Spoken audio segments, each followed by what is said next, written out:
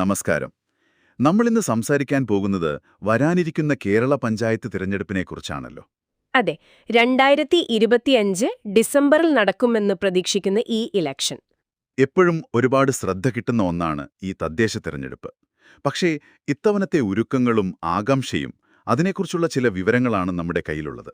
നമുക്കതിലേക്ക് കടക്കാം. തീർച്ചയായും. കേരളത്തിലെ ഈ പഞ്ചായത്ത് ഇലക്ഷനുകൾക്ക് ഒരു പ്രത്യേകതയുണ്ട്. നിങ്ങൾ തന്ന ഈ വിവരങ്ങളിൽ പറയുന്ന പോലെ ഭയങ്കര ജനപങ്കാളിത്തമാണ്.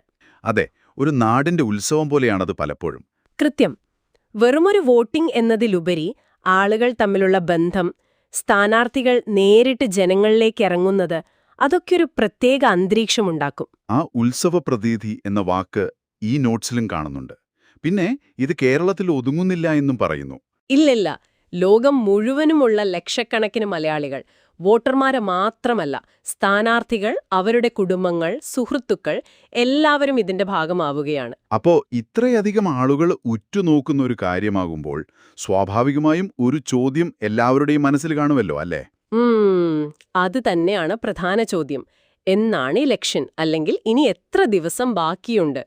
അതെ, മണിക്കൂറുകള്, മിനിറ്റുകൾ വരെ അറിയാൻ ആളുകൾക്ക് താല്പര്യമുണ്ടാവും. ശരിക്കും സ്ഥാനാർത്ഥികളെ സംബന്ധിച്ചിടത്തോളം ഇത് വെറും താൽപ്പര്യമല്ല, ആവശ്യമാണ്. അവരുടെ പ്ലാനിംഗ്, പിന്നെ സാമ്പത്തിക കാര്യങ്ങൾ ഒക്കെ ക്രമീകരിക്കാൻ ഈ ഡേറ്റ് അറിയണം. സാധാരണ വോട്ടർമാർക്കും ഇത് പ്രധാനമാണ്. കാരണം എപ്പോഴാണ് നമ്മുടെ നാട്ടിലെ അടുത്ത ഭരണസമിതി വരുന്നത് എന്നറിയാൻ എല്ലാവർക്കും ഒരു ആകാംക്ഷ കാണും. അതെ അതെ. ഈയൊരു സാഹചര്യത്തിൽ ഒരു ഡിജിറ്റൽ സംവിധാനം ഇതിനൊരു പരിഹാരമായി വന്നിട്ടുണ്ട് എന്നാണ് ഈ വിവരങ്ങൾ പറയുന്നത്. ഒരു വെബ്സൈറ്റിന്റെ കാര്യമാണ്. കേരള പഞ്ചായത്ത് ഇലക്ഷൻ 2025.online എന്ന വെബ്സൈറ്റ്. അതെ, ആ സൈറ്റിനെക്കുറിച്ച് ഇതിൽ പരാമർശമുണ്ട്. അതിലൊരു ഡേറ്റ് എന്നൊരു പേജുണ്ടെന്നും അവിടെ ഈ പ്രതീക്ഷിക്കുന്ന തിരഞ്ഞെടുപ്പ് തീയതി കൊടുത്തിട്ടുണ്ടെന്നും പറയുന്നു. ഓഹോ. അതുമാത്രമല്ല, ഒരു കൗണ്ട് ഡൗൺ ക്ലോക്ക്, അതായത് ഇനി എത്ര ദിവസം, മണിക്കൂർ, മിനിറ്റ് ബാക്കിയുണ്ട് എന്ന് കാണിക്കുന്ന ഒന്ന്. അത് കൊള്ളാമല്ലോ. അപ്പോ Kerala panchayat election 2025.online date എന്ന പേജിൽ ഇത് കിട്ടുമല്ലേ? അതെ, അങ്ങനെയാണ് ഈ വിവരം സൂചിപ്പിക്കുന്നത്. ഇതൊരു ബുക്ക്മാർക്ക് ചെയ്തു വെച്ചാൽ എപ്പോൾ വേണമെങ്കിലും നോക്കാമല്ലോ. ശരിയാണ്.